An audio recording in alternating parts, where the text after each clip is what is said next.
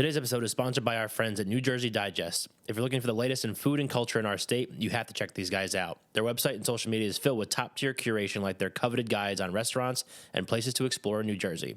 Visit them at thedigestonline.com or on Instagram at NJDigest. Murphy, Schiller & Wilkes is formed with a simple purpose in mind, serving as the one-stop shop for the legal needs of developers, lenders, and others in the commercial real estate industry.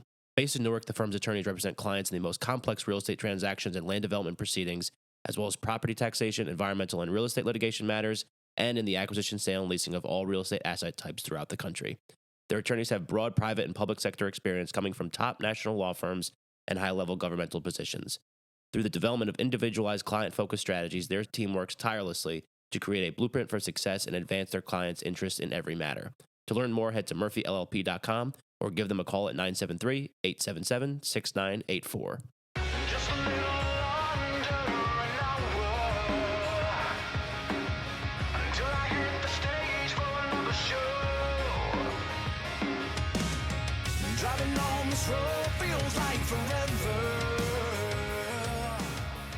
All right, what's up, everybody? Welcome back to another episode of Greetings from the Garden State. I'm your host, Mike Cam. We are here in Asbury Park, New Jersey today at the Asbury Hotel with Renee Maskin. Renee, welcome to the show. Hello. Thanks for having me. Thanks for having me down here, I guess. A little chaotic, couple change of venue of where we were recording, but neither of us have our own space. We're kind of like nomads in that way. Right. But this is good. I actually kind of almost like this better, probably. Yeah, this is cozy. Yeah. In short towns in the winter, you kind of have to go with the flow. Right. Yeah. Not everything's going to be open. Exactly. And just the overall vibe of this show, we just thrive on chaos. Yeah. And that's really what it is. Welcome to New Jersey. Exactly. That's 100%. If we couldn't thrive on chaos, then I'm doing the wrong show in the wrong place. Yeah.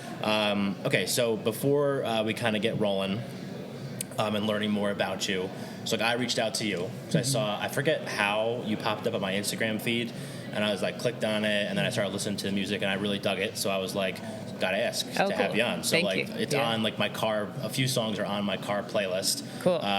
Blue with you. Blue Without You. Blue Without You. Yeah. I knew I was gonna fuck that up. Yeah. But that's definitely on there. Yeah. Lake Ontario's on there. There's a couple others that are on there too. Mm-hmm. But yeah, just was really into it, and then we are trying to do, I was telling you a little bit off mic, more people that are kind of involved in the cultural scene, and honestly, what better place in the state to do that than here in Asbury Park. So this is great. Yeah, well, we're right here. Yeah. Exactly. Yeah, we're in it. Yeah. Yeah. Okay, so let's learn a little bit about you. So are you from Jersey originally? I am from New Jersey. I'm from Metuchen, New Jersey. Okay, which, cool.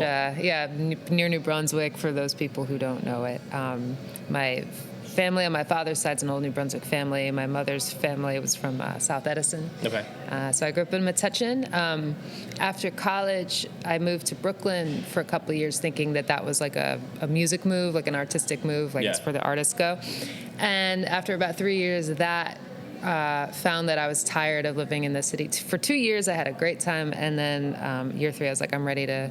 I always wanted to live at the shore, so I moved down here, and kind of to your point of right here in the kind of the cultural center of the state. I have found so much more opportunity here in Asbury Park than I ever did in my several years in Brooklyn. Really? So I'm not. I don't regret the move back to New Jersey. For sure. Yeah. This is the spot. Screw Brooklyn. So that's interesting because so you moved there for music. Was the basically the whole point of it. Yeah, you lasted 2 years there though, which is 2 years longer than I would ever be able to last, and I just couldn't do it. It's a different lifestyle. You find out. I always recommend to anyone moving anywhere, give it 2 years. By 1 year, you're not quite in it. It's either amazing or it's terrible. By this year 2, you're kind of in the swing of it.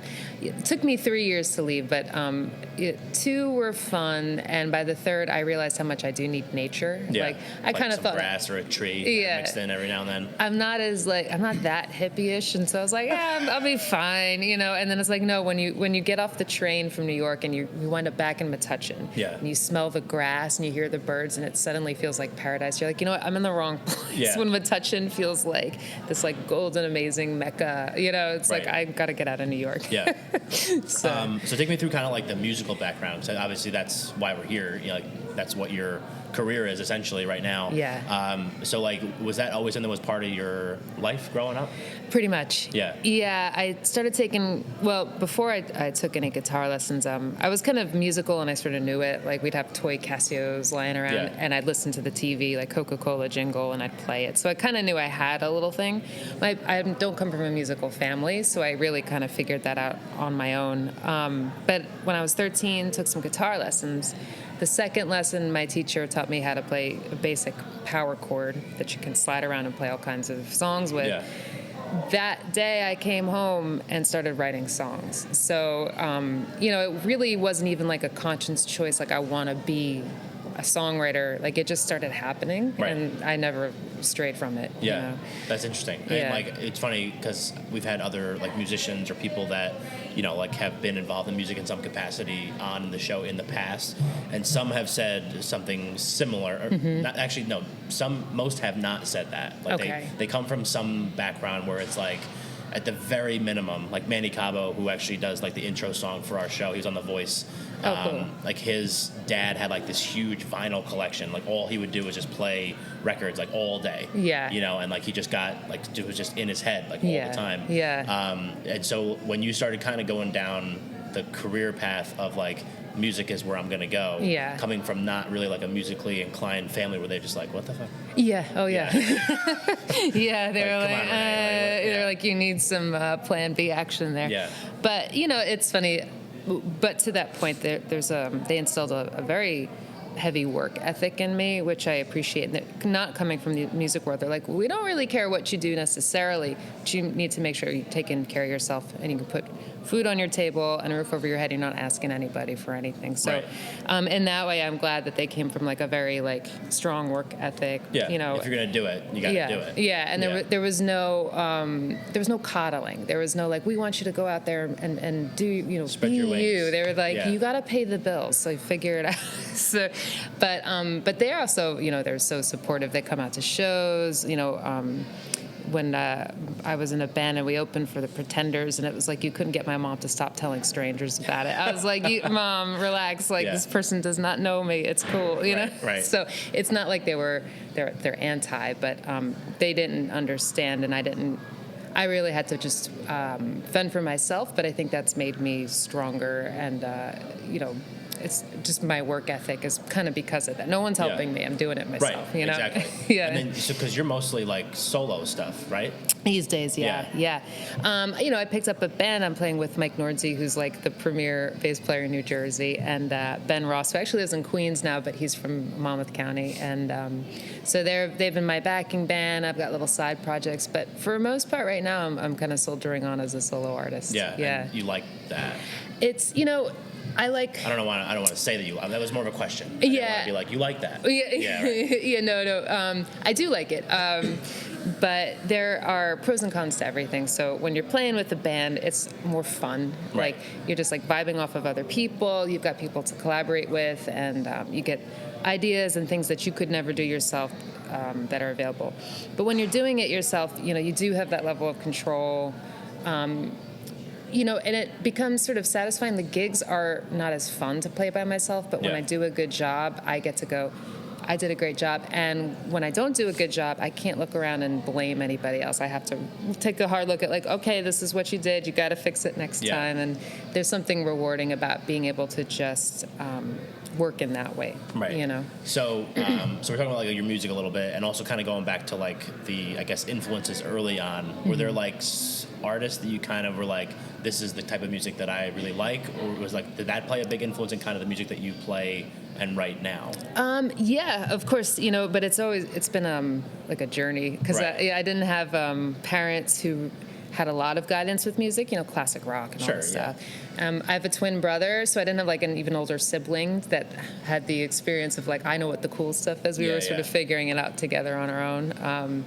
So I would say, though, over the years, I've had kind of cornerstones of artists that really affected me. David Bowie being like probably the biggest one. Yeah, right. But then after Bowie, like finding Bob Dylan and Tom Waits and finding that more rootsy side. So my joke is I'm trying to take like the Willie Nelson, Bob Dylan country thing and David Bowie and smash them together. So you find that in my music, sort of the rootsy influence with a lot of textures and things like that going on. Yeah. So awesome, and I would definitely agree with that. Listening to the music, I would say that it's there. Yeah. I can understand it now. As someone that's not myself musically inclined, I just know what I like. Yeah. You know, and I'm usually like all over the place. Yeah. Like I'll just like go down rabbit holes of like different, like Spotify always gives you like, if you like this, then you go, like this. Yeah, and then you're and just I'm like, down there. add to playlist, and then I just like a mishmash of like all sorts of crazy stuff. Yeah. So when you originally, like when you were in Brooklyn and, you know, finding your way there and then eventually deciding to move here, like what were, I mean, outside of like the obvious stuff of like, this is where musicians tend to live in Jersey. Yeah. Like, was that like the main reason why you picked here, or was there like did you have other options on the table? It's mainly why I picked here. I will say I had a professor in college who gave me the best advice. He said, go where the artists go. So originally I thought that was Brooklyn. And then after, it's like, Brooklyn is really not for me. I was like, well, the artists seem to also be in Asbury Park. So that was it. But I grew up, like so many people in New Jersey, going to the beach every summer and sort of like begging to stay, you know? Yeah. And so I was finally old enough and paying my own bills. I'm like, I can stay. I can do that thing. And so it was a combination of just having always wanted to live down here. And then also seeing a very vibrant scene and wanting to be a part of that and, you know, meet other like-minded people. Right. And like, what was that like when you first did get down here? And like, I mean, obviously it's like your home because it's Jersey, but it's also new because you're not necessarily from here. Yeah. But you also kind of have like a community around you that are doing similar things, like you said. And whether it's like collaborating or just kind of like-minded people. Yeah. Kind of like rowing their boats in a similar direction. Yeah. Like, what were some of your early experiences kind of like in that community? Well, it took a while to kind of break the ice. You know, and I spent 8 months trying to get it. How long ago? Sorry, how long ago did you move here? Oh, now it's been about 10 years. Oh, okay, wow. It's kind of crazy. But I moved down here. I didn't know anybody. It took me about 8 months to get my first gig at the Wonder Bar. And the girl who booked it, Christine, who no longer books there, but she was like, all right, we'll give you a shot. She gave me the worst slot on like a kind of a quiet night. And I didn't fuck it up. Great. So honestly, like that's sometimes the best way to go about it. From then, she was like, good job. And then from them, put me on better gigs. And I got more and more gigs around town and just built from there. But it was really starting from the ground up. And kind of hoping to get that first gig. And then just continually trying to do better and get more. And, you know, it was, again, like just working at it, nobody handing you anything, just like, okay, if I don't screw up this one, maybe I'll get another one, you know? And I also think it's like such an interesting time to kind of come in to Asbury Park because it's like 10 years ago, Asbury Park does not necessarily look like, I mean, similarities, but like not like what it is It now. keeps changing. So then it kind of like, as it progresses and like, I would hope continues to like embrace like the fact that they do have a lot of artists here. Maybe it does present like more opportunities to play at other new spots. Like, has that been something that's happened?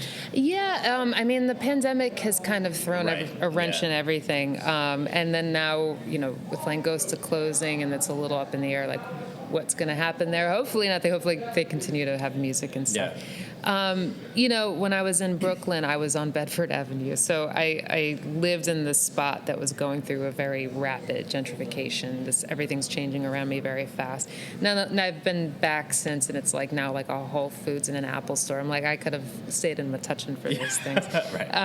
You know, it's kind of happening here in a different sort of way. I think it's important for important to the community that all of these artistic things are still here and still going, but you know the opposite side of that, the business owners need to make money. So there's always like, I think the Saints finally closed. You know, it's a constant push-pull of what people want versus what's economically viable in one of the most expensive states in the country. You know, so it is a little crazy. You know? I was I just said we had an earlier interview today with Tom from Mutiny Barbecue.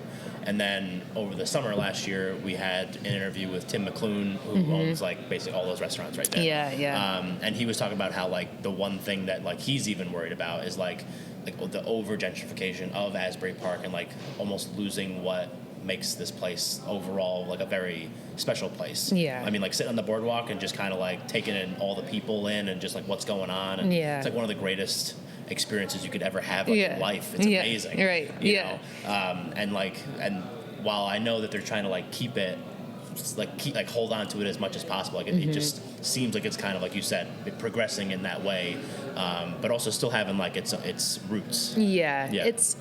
It'll be interesting to see what happens. I mean, Netflix is coming in down the road, and like we'll see. If you look at Red Bank and how things have changed there, and how affluent it seems, you know, as opposed to 15, 20 years ago. I would like to think we're not going to lose our stages. I would like to think that the kind of like cool, fun punk rock vibe spirit doesn't completely leave. We'll see. Yeah, you know. I think that at the very least, like just having kind of like those flagship, like the Pony and like Wonder Bar, and just like places that have been here for a long time. That kind of just like you can't miss them. Like they're here to stay. Like they're not going because they're usually full. Like when they, you know, during the summer or whatever. You know, so I do think that at least holds on to like a piece of it. You know what I mean? And I think that's obviously important. I hope so. Yeah. Me too. Yeah. That's why I like coming down here. That's why I live here. It'd be terrible if it went away. I wouldn't know what to do. Like a whole life could turn on your head. Yeah. So early on, kind of like you get started and you're going through getting your gigs, kind of like building up your stuff. And I would imagine like the whole time, like you're like, so I should ask this first. When you're playing these gigs at these places, are you playing like original stuff? Are you doing covers? Are you doing like a mix? How does that work? Because I just don't know like how some artists do that. I've always tended to do originals. Okay. I've never done the cover band thing. If I were smarter, I would. You know, there's more money in it. But no, I've always kind of done original stuff with covers in my pocket and when you need them.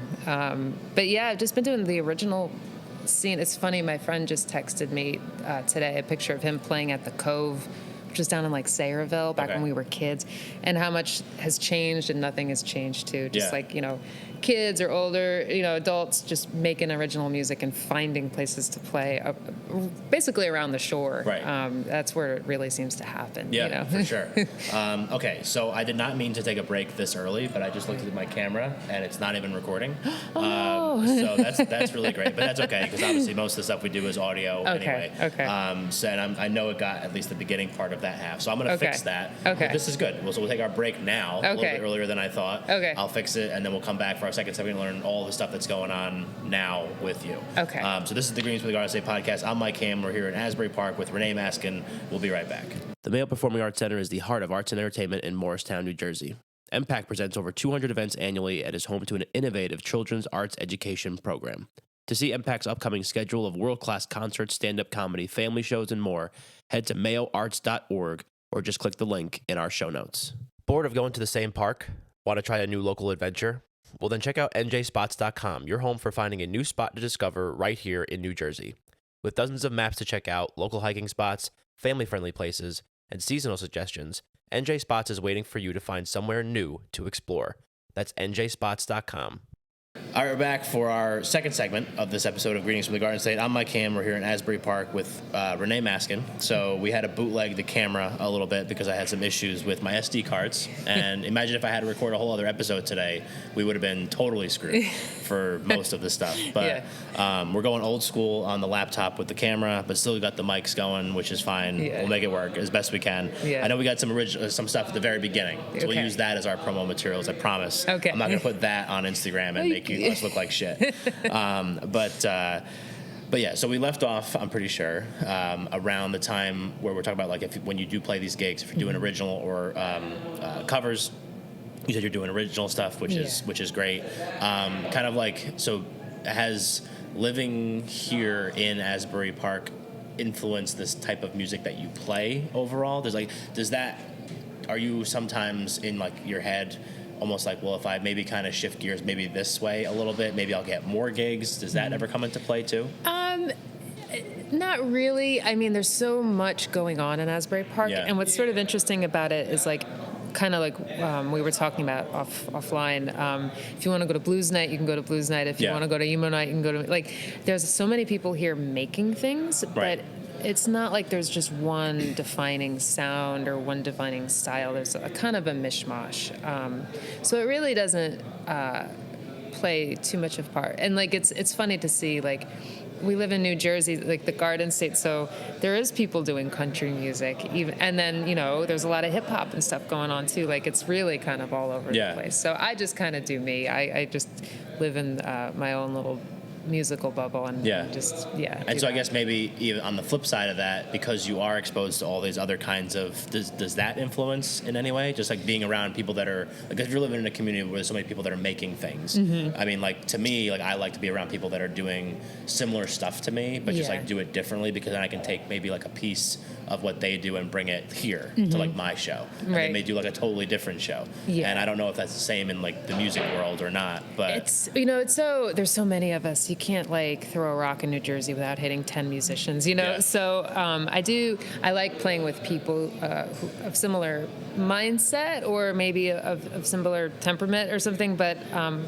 it's a little all over the place. Yeah, as long as it's basically. That's a hard question to answer. I admit that. You know, it's there's just a lot of us doing a lot of stuff. I mean, and that's what's kind of so cool about Asbury Park, though. It's like, if you want to see, you know, the cool hipster gritty rock, you could go to Bond Street Basement, and if, you know, you want to see, you know, the acoustic songwriter or whatever, you know, they've got those on the boards. And, you know, it's kind of everything. Yeah, for sure. And then, okay, so kind of going through your 10 years here in Asbury and over time, like getting more gigs, like what are some of your favorite places to play here in town? I guess we'll do that. Yeah, well, I have a special place in my heart for the Wonder Bar. And it's just such a big, cavernous, weird spot. It is a very weird spot. Like, it's weird. All the spots in town are a little weird, but I think that's the charm. Right, exactly. But Wonder Bar is where I first so that was where I first played. They used to have a Monday night gig called Happy Mondays, and it was a free gig with drink specials, and I didn't know anybody in town, and I would just go and like do my best Tom Waits impression and just like lean on the cigarette machine and like, and then meet people. So the Wonder Bar is for me just a fun place because it means a lot to me. The Saint, rest in peace, was one of the best rooms in town. But, you know, things are always popping up, like, and all these, like, DIY spots, like, you know, Over the Moon is, like, a new art studio, and they're doing, like, pop-up shows and things like that. So it's, like, you really have to have your finger on the pulse in Asbury, because there's all kinds of things going on. Right, there's, like, so many different, like, kind of opportunities that you wouldn't even realize are there if you're not like paying attention. You know, I just played a gig here last Friday, you know, here at the hotel. And you would think that'd be weird, but there was like a ton of people hanging out and partying and listening to music. Like, it's just a fun town like that. You can stick musicians everywhere, you know. It's like, I wouldn't say it's New Orleans, but it's kind of that vibe of like you step in anywhere and you can find some cool thing going on. Yeah, you know? For sure. No, I would definitely agree with that. Okay, so I want to learn more about like just kind of the progression of like the music that you've had out. So now, again, I don't know kind of like the process of like, hey, I'm going to release like an album or a single or whatever. So like, are you doing that stuff yourself, or are you like working with somebody? Like, how does that process work for you personally? Well, I'm still learning it as I go. I work with a label called Mint 400, and they're cool because they're kind of like, you do you know, within reason. Like, let us know what's going on, but, you know, do what you want. So my first record was a lockdown record. I went from playing gigs and having a band and being out all the time to just stuck in an apartment all by myself. And I was like, I guess this is when I learned how to record. So I made that record. Actually enjoyed recording. That was one of the very few things that I could say about lockdown that was positive. I'm like, oh, this thing that I've been avoiding my entire life, I actually like doing it. Yeah. So I put that out, and then, you know, September came around, and I was just like, I want to put something else out too. Like, that was such a somber time and a somber record. I want to put something out that's a little bit more light and a little bit more where I'm at this summer. So when he was like, you know, Blue Without You and all that stuff, like that was my summer little EP. Yeah. Just put out another single. I've got a record coming out with the band in a month. So I'm really just, I like being prolific, and I like the fact that my label's just kind of like, you do you, and I'm just doing a lot. Yeah. Is it something like when you go and you play like original stuff at a gig in front of people, is it like almost like like a stand-up comedian kind of like testing material in front of a crowd to see like what songs like they're responding to and like what would be good on an album and like what is like everyone like literally just left the room and went to go get a drink during this song, which I'm sure has never happened to you ever. But I just like it's happened that way sometimes. Sometimes it is interesting. A lot of times it's almost the opposite. Like I'll be writing at home and I'll play something live and go like, you know what, this works on the record, but maybe by myself this isn't working. But comedians are something special. I think it takes real balls to be a comedian. I don't know how you make a joke and either like fly or bomb and not have something in your hands to save you. You know, like at least like if you have a guitar in front of you, it's like a barrier. So if somebody does come at you, you could hit them with it, like that kind of thing. Yeah, I much admire comedians, but I think they're the true masochists of the arts. I don't really understand. I really don't get it either. Like to just stand there, like because I mean, if you watch a comedian like flop, it is one of the most uncomfortable things to ever see. It's one of the worst things I've experienced. I remember at the Saints, a comedian bombed, and they just went from the stage out the door. And it was like oh, never to be heard from again. So I was just curious because I mean, like that whole process has always been interesting to me. And one of the reasons, honestly, like why I wanted to talk to more people like in cultural type things because like this is my little like art project, I guess. But like there's like so many other ways, like you said, people making things, doing things. Like we had Jen who runs Parlor Gallery downtown. Oh, nice. And she like helps with all the wooden wall projects and all that kind of stuff. And like that to me is like such like a crazy thing because to me it's like what helps make, like you said, like the town what it is. Yeah, you exactly. know? And like it would still be Asbury Park, but it wouldn't be like as cool if it didn't have like all that like visible stuff that you can go and like look at and take pictures of. Or like walk into a place and like hear somebody playing music of all sorts of stuff. Like I mean like you were saying before, like I've walked into like the yacht club, which, you know, again, RIP, but that was crazy. Like the next weekend, it's low dive now. Yeah, but it was like already open, which I found like crazy. Yeah. But like just like walk into like all these different places and hear all these different kinds of artists and like bands that are just like local stuff, and like that to me is just so cool. I agree. I mean that's what makes this place so fun. If I'm going to be in New Jersey, frankly, I'm going to be right here. Because of all of that. And in terms of like, you know, the constant artistic experiment, that's what makes it exciting. I will say that music is my medium because you can do things like fail and it's not over. Like you can say, you know what, this song doesn't work live, but that doesn't mean it doesn't work in any context. Or you can record something and say, you know what, it's not even finished yet because I'm going to play it live now, or maybe I'll do another record, maybe we'll do a remix, you know.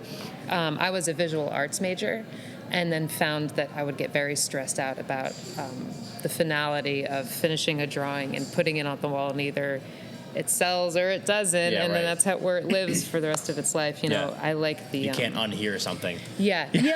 You know, music just breathes a little bit more. It just kind of moves. Like, you know, all the Bob Dylan stuff that keeps coming out. I'm like, you know, some of those records came out 40, 25, whatever years ago, and you're still hearing it like from fresh ears, and it's just, that's why I like music. It just keeps going. It keeps breathing, you know? And I know you said like if you're going to be in Jersey, you're going to be here. But has there ever been like, because like one of my favorite places in the world is Nashville. And obviously cool. Like has like its own musical like pulse. You know? Like has that ever been something that has crossed your mind to like go to places maybe like that level? I know you tried Brooklyn, but has like that ever been something that's kind of like been on the table, like maybe we'll try this? Well, I'm a little bit restless, so nothing's ever off the table. Gotcha. That makes sense. I could understand that. Although I could never leave New Jersey now. I have to stay here for the rest of my life. Well, you know, because I did the Brooklyn thing, because I had the experience of like stars in my eyes about a place and then the reality being different than what I thought. I don't have that, well, if I only moved to Nashville, if I only moved to LA, if I only moved to New Orleans, like I don't really have that. You can, especially with the internet, like you can make your work wherever and still figure out a way to reach people. But, you know, nothing's off the table. I do think, though, having lived by the ocean now for 10 years, it's going to be hard to leave. Yeah. That's got to be tough. Yeah. So when... Sorry, I thought they were gonna like just jump into it with us. Oh no, you're that's good. Okay. Yeah, all good. But so like when I think one of the other things that I'd be interested in learning too is like when you have all this music out, which people can go find on like Spotify and all these other places. Yeah. Would you like if you were like, I want to learn more about your music, would you give them like a roadmap? You'd be like, well, maybe you should start here and then go to here and then go to here. Is that like something like maybe try like these songs first? And like, if you like those, maybe you'll like these. That's an interesting question because I think most artists get caught up in what they're doing at the moment and what they did 5 years ago or whatever. They're like, no, don't listen to that. Yeah. So never listen to those ever. Don't ever do that again.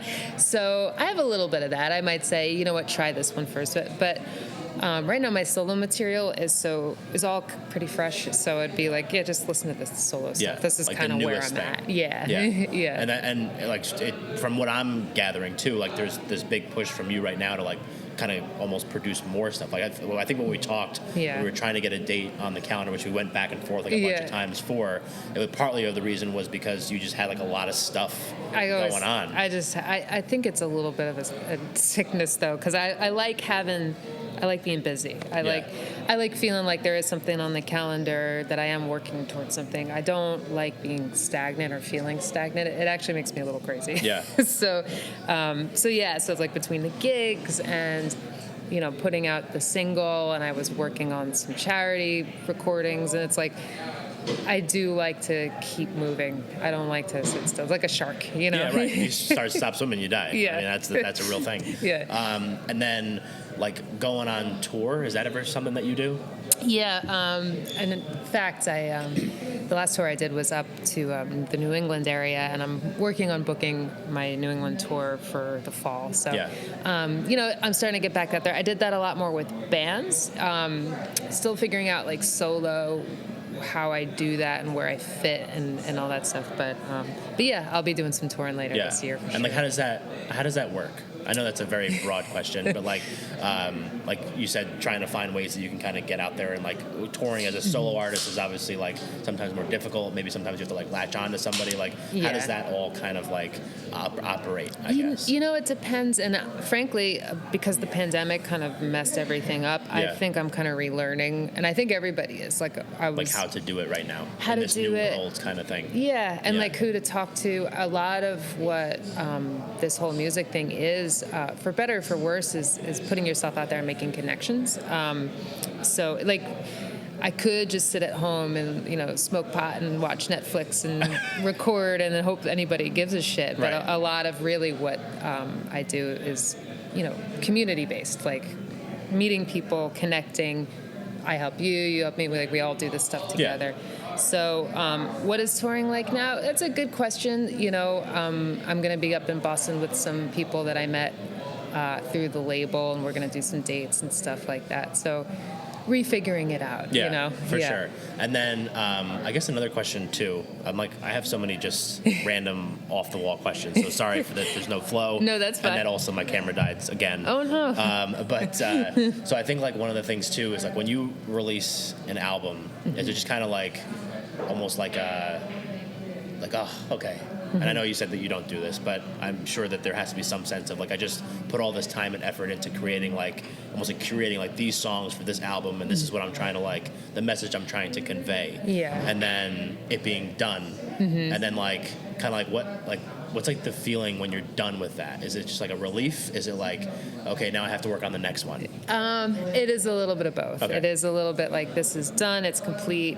I'm happy people can experience it and hear it, hopefully in a positive way. And but yeah, I do tend to move on. I do tend to look at what's the next thing for me. You know, and again, the pandemic, I think in a pre-pandemic, it would have been a slower process. I think the record would come out and I would have waited longer before the next thing, because I'm doing it all by myself, because nobody's telling me to stop. Right. I'm just doing just it. Going. Yeah. You know, like. So you said you have one coming out, you said in March? Yeah, okay, yeah. So I think this is going to come out like either right around the same time or maybe Okay. like just after, like end of March, maybe early April, I feel like. Yeah. So it's going to be kind of like right around the same fresh time. with the record. Yeah, thank God we got great video for it. I'm still going to kick myself for the rest of my life because we waited so long to do this and had to change venues, and I was like, finally, we got like a good little space. Yeah. Like, I'm never going to like get over this. Well, but we're just going to have to try again the next we'll record. have to try again. You know? Exactly. Yeah, right. The next record. Every time we release a record, Yeah. we'll just come down and we'll like We'll find a random ass place in Asbury Park to Right. record. Exactly. And then I'll bring a bunch of SD cards that are full. It works out great. Like, doesn't that sound like fun? I'll record my fucking laptop. Right. Okay, so then I think we hit most of the stuff that I had, like my questions that I had around like the music stuff. Okay. And now, just kind of like as we kind of get close to the end of this episode, as a local, what are some of your favorite spots to go just as like a person? Like, what do you like to do like when you're around here? Because Okay. like we're recording this so people know February 21st Okay. on a Tuesday. Yeah. Right? Like, Right. there's not a ton going on. Not a ton going on. However, Yeah. there are some things going on because people live here and they need things to do and places to go to eat and like all Right. that kind of stuff. So like, what are, as like a local Asbury Park person who's been here for a while now, so you got like some street cred. Right. Like, what are your spots? Well, the Showroom, which Okay. is the local movie theater doing all the indie art house stuff. Gotta go. That's a spot. Yeah. Where is that? It's on Cookman. Oh, Jesus It's Christ. right by the Cookman Creamery. It's like right up by Main Street, Oh, and all right. yeah, it's the cool spot. Cool. Yeah, they do really cool. All the A24 stuff. Like Yeah. they get all the happening stuff. My favorite restaurant in town is Taka. I think I'm not alone in that, but I like. It's up there for sure. For I me. like sushi. Yeah.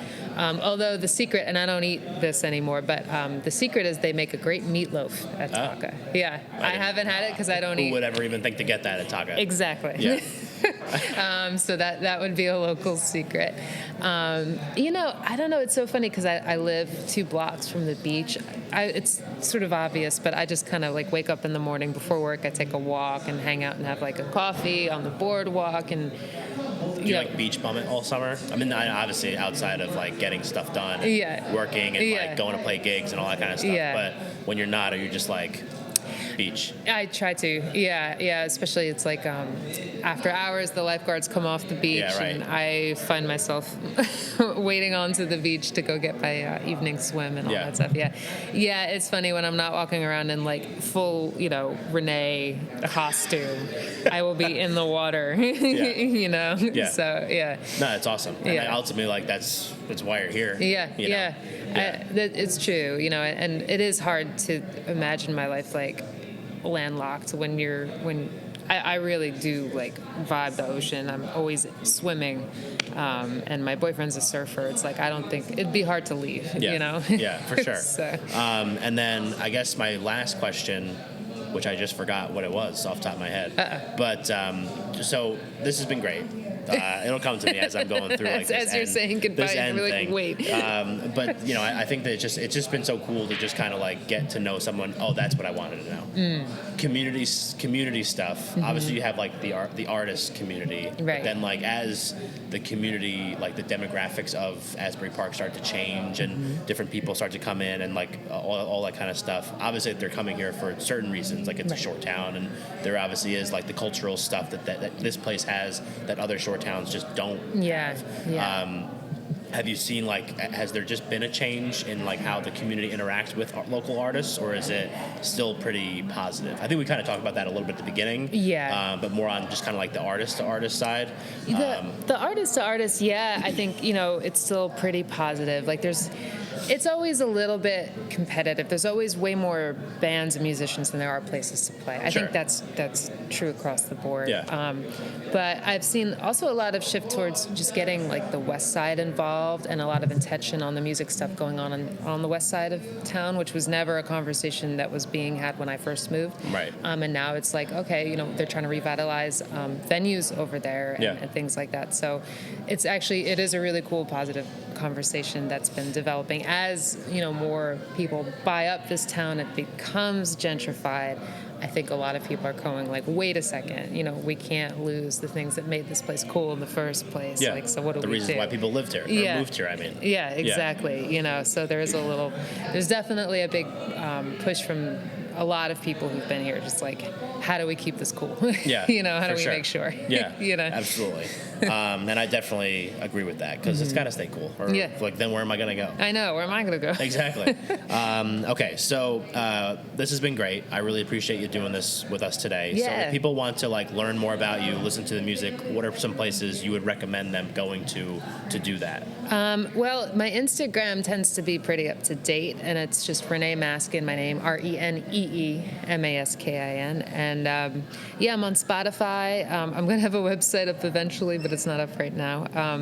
But yeah, Facebook, just find me, say hello, and listen to some stuff. Right. And then you put like, I always notice like you're putting places that you're playing, gigs that are coming up, like all that kind of stuff on there like pretty consistently. So that's a good spot to do that. Yeah. Instagram, I try to keep my profile with what's coming up so that people can just glance and see what's happening. Yeah. Awesome. Well, hopefully this coinciding with the album coming out will just like make it way bigger. Yeah, I hope so. I hope you probably have a bigger audience than I do. But, no, this is what we're doing. We're sharing. Leveraging audiences. We're sharing, yes. Sharing is caring. So I'll make sure that I put your Instagram handle and stuff like that in the show notes so people can go click it. But again, like, thank you so much for having me down here to your town. Yeah. Thank you for being flexible with the venue and then this shit. Yeah.